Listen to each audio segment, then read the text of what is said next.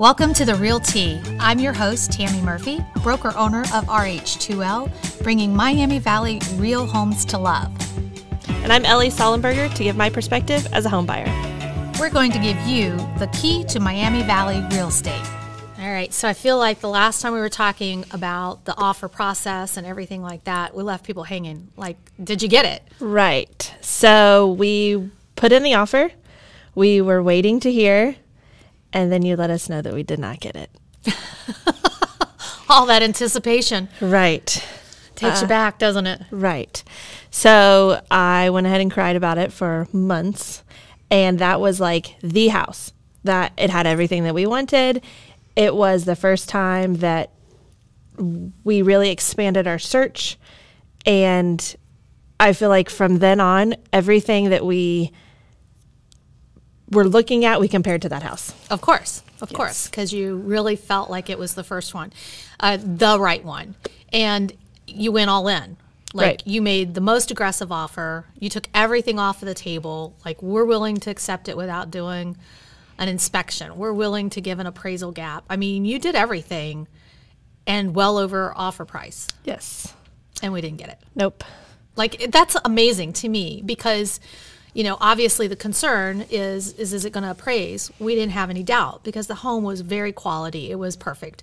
And that's the enticement of someone maybe listing it under market value, is that they spur the market, the buyers to come out in droves. But then there's so much competition. How do you compare 1 to 25 offers? And when the house finally closed and it was, what, about $20,000 under what we had offered, there's really no rhyme or reason, like, why didn't we get it? Right. You know, and then to see that the house actually closed $80,000 over asking says that it was severely underpriced. Yeah. Yes, because you hold value in what the appraisal is doing, that it's supporting that value. And we did our homework because I know you talked with the builders and you wanted to know if we built this home, where are we going to be at? And that's what gave us the confidence to go all in the way that we did. Correct. But we still lost out. Yes. And I feel like that, as a total side note, you need to really trust your realtor that they are putting your house on the market for what it's worth. Because what if people would have only bid right around asking and they're cheating themselves out of $80,000? Right. Right. And that's, again, people have different perspectives on what they want to do. Well, I want to get the most buyers in the quickest time. We were there within, I think, 3 hours of it going live on the listing. And there was a lineup of people that were seeing this house. So it was just constant. That's all overwhelming from a seller's perspective to know that they have to deal with all of that. They definitely have to clear out of the house, leave it alone, and not worry about when are the people coming. They just know people are coming. But as the agent, it's a lot to keep up with. You know, is the house being secured after each visit? Is there anything that's happening that's not supposed to happen? Hopefully everything goes along like it's supposed to, but with that much traffic through the house, now you have an issue in coming back and pinpointing where was the issue. Who took the key? Right. Right? I mean, things happen. So, and like we talked about before, it also makes it a little more uncomfortable on the buyer side when you're coming in and you can't really freely roam through the house and have that communication with your realtor that's there with you, because you have other people and you're not wanting to tip your hand or, you know, give too much away at that point. Right. But it was very educational during the process. It was. It was the first time that we wanted to put an offer in. It was the first time that we found what we were looking for. And it was the first time, correct me if I'm remembering wrong, but where they didn't relay to us that they were taking like best and final offers by 5 o'clock. And at 3 o'clock, you called just to ask, you know, do you have any other offers? And they were like, we've already got 12 and we're deciding in 2 hours. Right. So it really is like, make a decision right now or move on. Yeah. Yeah. And that is tough because if at least in the listing it gives you a time frame, then you know, hey, we have to be quick about this. We knew we had to be quick anyway, right, because it met all of your needs and all your wants. So we didn't want to waste any time, but then we were also wanting to do a second showing so that the family could come back and see it. Correct. Mom and dad taking a look at the house is one thing, but are the kids going to be happy about it? It's just nice if you can include everybody in the process. But we'd already made our decision that we wanted to. It was just a matter of the kids are here, so let's get them in so they can all see what we're going to be doing. Right. And then they get their hopes up. Right. And then we're all crying. Yeah. So we didn't get that one. So then it was back to the drawing board. Let's keep looking. And at that point, I feel like our, I don't know what the word is. Expectations? No. Where like if something got posted, we had to see it right then and make a decision. Your urgency, yeah. Yeah, our urgency. The sense of urgency was there for sure. Yes, and that really stepped up after that whole ordeal. Yeah. Because you would text me or I would send you something and it would be like, we're off. If you weren't available, I was going to look for you. Mm-hmm. And it was, like you said, it's a comparison at that point because you were all in on the one. Now this one doesn't have that. It doesn't have this. And so it is a little bit of a shuffle game.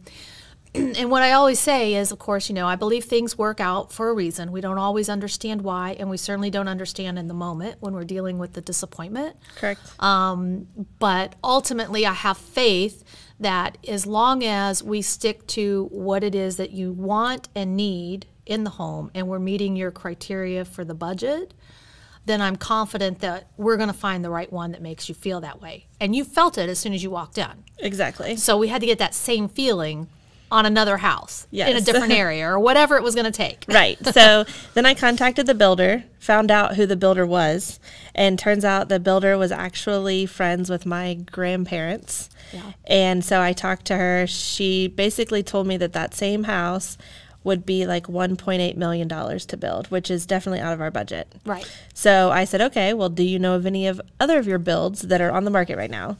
And we found another one, and we toured it, and we put in an offer. Yes. And we didn't get that one either. it started this little vicious cycle, didn't it? It was Right. just, and here's the other thing is that there's a lot of times where you show houses and nothing is really connecting with the buyers.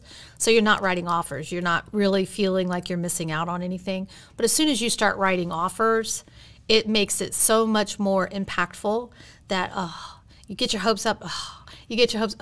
Yeah. It's like, how long can I deal with it? And I feel like every offer we were coming in strong, above asking, no like inspections, all of it. Right. And then we found the third house that we put an offer in on, and we wanted to do inspections on that one because we thought we saw some water damage or potential water damage. Yeah. And so, and that's the important thing is that it is specific to the house as much as it is to the buyer's needs as to what you want to be able to write in your offer. Because if you walk through and you really don't see anything, not saying that you're always going to see 100% if there's an issue, but at least if there's a red flag. Right. You notice if there's a water stain on a ceiling. Okay, well, we need to find out, is that from a bathroom? Is that from a roof issue? There's a reasonable doubt and why you want to have an inspection. And then, of course, if you have any other major concerns, health issues or anything like that you want to make sure everything fits your needs. But if it's a brand new build or if it's been maintained and taken care of by one owner, these are sometimes good indicators that somebody's committed to the process, that they are maintaining the home, and you walk through and it's in immaculate condition. That gives you a little bit of comfort. Does it mean it's 100%? No. Right. But it does at least say, I'm comfortable that if there is something wrong, as the buyer, I can probably handle it. I'm not going to assume that there's something structurally wrong or anything like that. I don't have to go through that part of the process. But yes, we saw some water intrusion that looked like it could be a concern. And it ultimately ended up being that we didn't do that one either. Correct. Well, we were in contract verbally for like 30 minutes. And I feel like this is where I need to say I can't stress enough that you need to work with real estate agents and just people in the business that have integrity, that aren't going to enter into a verbal contract with you and then 30 minutes later call, oh, never mind. Just kidding. Yeah. And again, now you experience a different type of heartbreak and frustration Obviously, from my perspective in the profession, we work with all of the realtors, and we're all supposed to have a level of service professionalism. Integrity, you think, is a part of that, because it is actually in our code of ethics. But how I represent myself and how somebody else might interpret that is always going to be different. It is nice when there's communication between the two agents, the buyer's agent and the seller's agent, because then that makes the process a little bit easier. And I know, as I explained to you, of course, nothing is a contract until we have it in writing. But it goes a long way if the agent says to you, I got this, we're going to get it taken care of, the sellers just need to sign it, they're coming home from work, we'll get it done, and I'll send it over to you. I obviously am going to relay to my customer, my client as the buyer, that's the information that we have. And then when I get it, we're going to sign off and everything is going to be golden, right? But when it didn't come, and now I'm having to track the agent down, that makes it where I get that gut reaction about, oh man, is this person not living up to what we would expect as their standards? Yeah, and if you're just in like the contract negotiations part of that, and they're not responding or not communicating, what's going to happen the next 45 days before you actually go to closing? Right, which is critical. And, you know, you and I kind of talked off record about some bad experiences in past with other agents and things like that. Doesn't mean that people don't learn from what may have happened, but it does give us a sense of, just as we've built this trust, you have to go by if somebody's broken that trust in the past. And when an agent breaks that trust with another agent, that is something that really does stick out there, because I don't have the comfort level to be able to tell you that I can take this person at their word, because they've proven to me that that wasn't worth it. Right. And like you said, that integrity for a client to feel from their realtor, if you didn't feel it from me, you're not going to trust me to go find your home for you while you're out of town. Exactly. You're not going to trust me to negotiate or guide you through the process about what's the best deal for you to make. Because it's not there. I believe we were actually out of town when you called and said they were going to go with another offer, and then that fell through, so they want to go with ours. Would we get rid of inspections? And we said no, but we will get rid of all of the inspections except for looking at that water damaged area. Correct. And I think there was some price negotiations, whatever. We came to an agreement, and that's what we were waiting on. And then you had to call us back, and no, we didn't get it. And so then we got back on and looked up more houses and then sent you. And that was the first time I think you walked through houses for us, like on FaceTime. Yeah. Yeah. And again, trying to make the most of it, because we were starting to see more houses come up that met at least the basic requirements. Right. So we knew that the timing was moving in your favor. And this was midsummer. So this is like hot real estate time. It's not the spring market, but it's also not getting into when people are going back to school and kind of everybody wants to be moved by then. Right. So as long as the process moves along, it works well for those who are concerned about school season. Yes. And also weather. Yeah.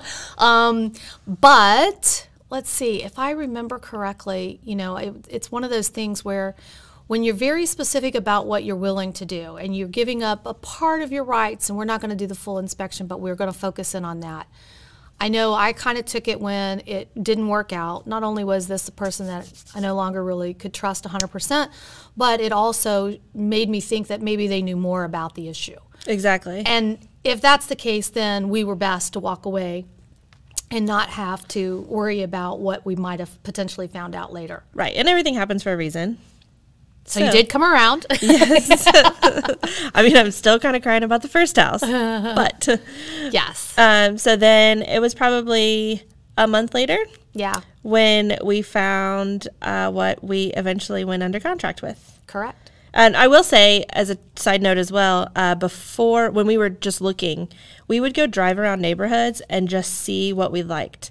And I think that people or buyers need to do that to find out, like, do people say hi when they're just walking around? Is there like outside activity, or is everybody pull in, shut their garage door, and you don't ever see your neighbors? If that's important to you. We found areas in the Miami Valley that we didn't even know existed, and that was really cool. Yes. To look around, like, oh, look at that house. Yes. Right. I wish that one would go for sale. I want to see inside. We talked about that too. Like, I'll just go knock on doors and ask people, are you thinking about selling? I might have a buyer who's interested, you know. So it does make a difference when you feel like that community connection is there, or the neighborhood connection. And only the buyer can determine that, because what you're looking for is going to be completely different than what I might even notice coming into something. But overall, the needs of you and your family are certainly what you have in mind. And driving in one way to get to something may not be the only way to get there.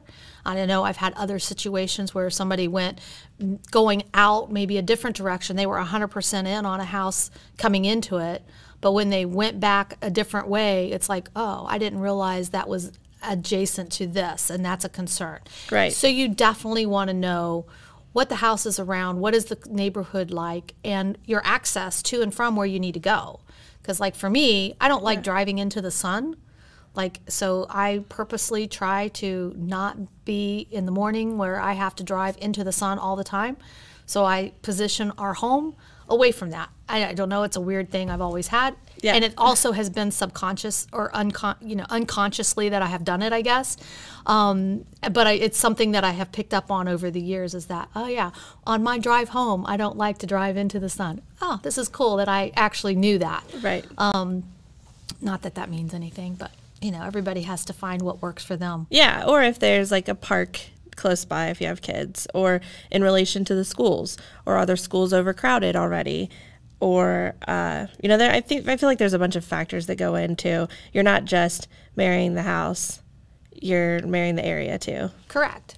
And that feel of home, comfort, security all comes into play as a result of that. Right. Yes. Okay, so we got into the offer, we got into the house, and you've closed on it, right? Yes. Was there like really any hesitation at any point that, oh, what did we do? This is not the house we wanted? No. And since then, like, my husband and I have talked about how we like this house better than the first one. Really? Yes. That's good. Yes. It was bigger than the first one. Laid out totally different, but it still met all of our needs. It still had all the bedrooms. It still had the room. It still had the garage. It doesn't have the pool, but that can be added. The one thing that I don't think you and your husband agreed on, like, if I remember, he's like, yeah, I don't care. Right. And you're like, no, I want a pool. But he's talking about going to the pool every single day this summer. And you're just going to put a jar by the door? Right. Like, every time you go, you have to deposit so that I have pool money here? Right. I told him we were going to win one this winter. That's right. Yeah, so hasn't came yet, but. Yeah, I'm waiting for the backhoe to come out there and start digging. Right. And then gets your text message of this image. I'll be like, yep, she won. Yes. Well, I think, I know I'm grateful for the opportunity to help you guys find that next home in your journey. As we've talked, it's been over a number of years, and through the growth of it, your family, the growth, just every adventure that has come along. It's always my honor to be a part of that, and obviously those benefits that come out of that with something fun like this going on as well is even an additional benefit I could never ask for. But it really makes my heart feel good when I hear that you don't miss the one we missed out on. Right. That this one really is the home. And that's really what it's all about, is finding your next place to call home. Exactly. So what is our tip for this? So we've talked about it before, about the process and just being there. But I think that it really does come down to trusting yourself and knowing what you really want and need. It just really boils down to that, because if you settle, you're not going to be happy. Something down the road is going to happen, and I don't want to get that phone call where this just isn't going to work. I don't know why you let me make this mistake. I mean, you know, all the conversations right. Like that could take place. Yeah, well, you know. And again, I always say, you know, when I see you out and about, I want to get that hug. I want to know that everything is great. So I love that feeling that it gives me, but I think it ultimately comes down for the individual to just trust themselves and what they want and need. Thanks for joining us today on the Realty Podcast. If you enjoyed the knowledge and entertainment today, please subscribe and share with your friends. We will be embarking on a journey that bridges the gap between realtors and clients, uncovering the heart and tea of real estate.